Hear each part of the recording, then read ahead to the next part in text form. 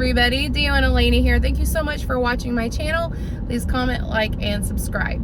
So I want to talk about QAPI. A lot of DONs, ADONs, and nurses have reached out to me and asked me if I had any education forums on QAPI, and I do. I actually love QAPI.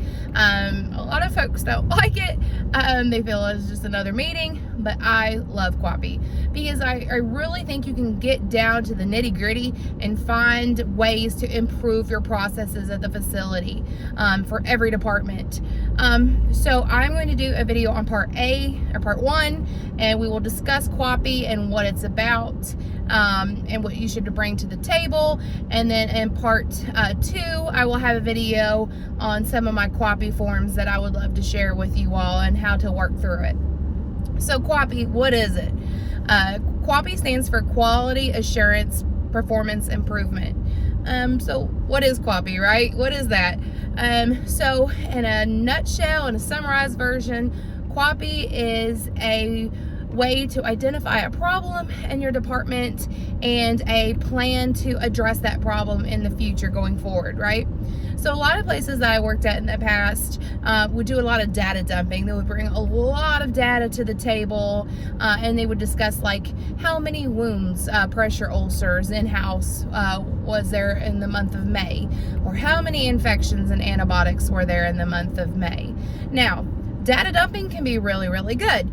If you have a QAPI system where you have, graphs or you can see the trend in it, it really, really is helpful because you can see if your issues are improving or they're not improving. So let's say for the month of May, you had a infection rate of 48%. It's pretty high, right? So you would look at it and then you would put in a goal. Say you've identified this many infections for the month of May. We had a infection rate of 48%. Whether you identified it on a specific unit, was there more infections on one unit over the other? And how will you address this issue going forward? You will say you will do, if it's high in UTIs, you will say you will do a peri-care audit for all CNAs, a skills checkoff for peri-care. You will educate the CNAs on infection control, etc., etc. You will educate their residents on drinking enough fluids and hydration, all that stuff. So then you would type that or write that up for your QAPI plan, and then you would see like the next month if your plan was effective. Was there less UTIs? So data dumping is it can be really good if you have graphs and data like that. My QAPI that I use have graphs. It's in Excel, and you put in the data, and it has bar graphs to show you whether you're improving or you're not. And it's so helpful, y'all. If you would like that, I would love to send that to you, that Excel link. So say you're in, I don't know, we'll say housekeeping, right? And you identified, if you're the housekeeping director, and you identified that you had put out so many towels, so many washcloths, and you're tracking them, and you had put out 1,000 and you only got back 200. That's a big problem, right? What's going on with the linen? It's more likely been thrown away, or people are hiding it, something. So you bring that problem to QAPI. Say, this is what I put out, this is what came back, and this is what I'm going to do to retain more linen for the next month. That is QAPI. Putting out a problem and addressing it and putting a plan in place. So nursing, DONs, you would bring a lot of information to the QAPI meeting, such as how many pressure ulcers were for the previous month, how many were acquired, and how many were admitted with. What stages are they? What other wounds did you have, right? You can say then the next month how many you had, and hopefully it will show that you healed some, right, and it didn't get worse.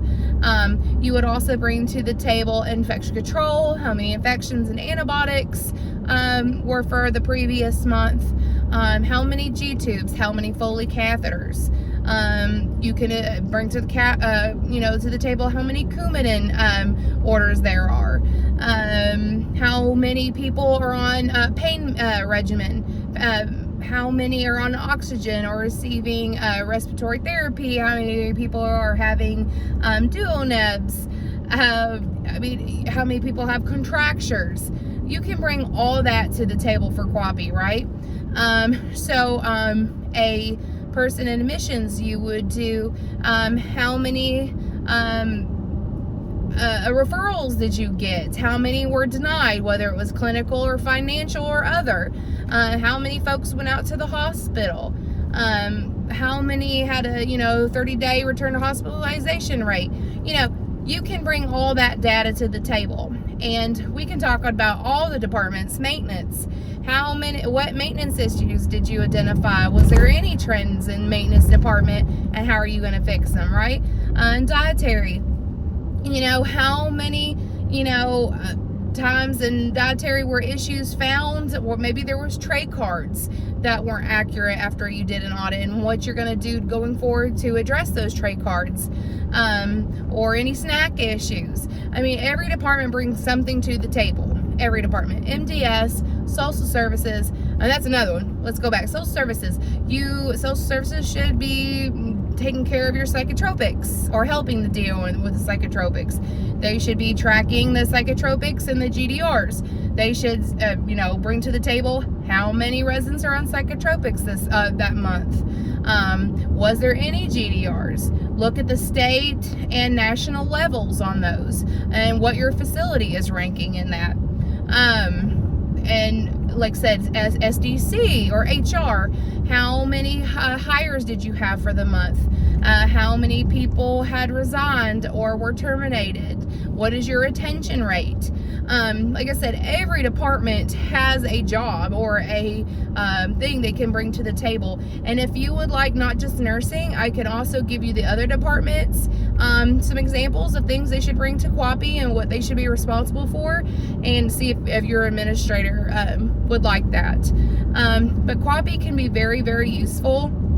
Like I said, I have some great Excel sheets and a lot of QAPI forms that can really help you be successful with QAPI. QAPI is mandatory. It's not going to go away. Usually it should be every quarter, but a lot of facilities do it monthly. My facility that I had prior, we did it monthly. So just kind of look at your policy and at least meet regulations. OIG is really going to look at your QAPI process. If you do not have a good QAPI process, you could get tagged on QAPI. Please make sure your medical director is attending your QAPI meeting, and someone is tracking your QAPI minutes. This way, if OIG or state asks for it, you will have those for them, right? You don't have to give them everything that you put in QAPI, but you should have the QAPI minutes that you should be able to present to them. You don't want to get a QAPI tag. So make sure you are having this per your policy, at least monthly or every quarter. All right, well, I will be posting another video on the QAPI forms. So you just let me know if you would like to receive a copy. I hope this helps, and I will look forward to seeing you all again in the future. All right, bye.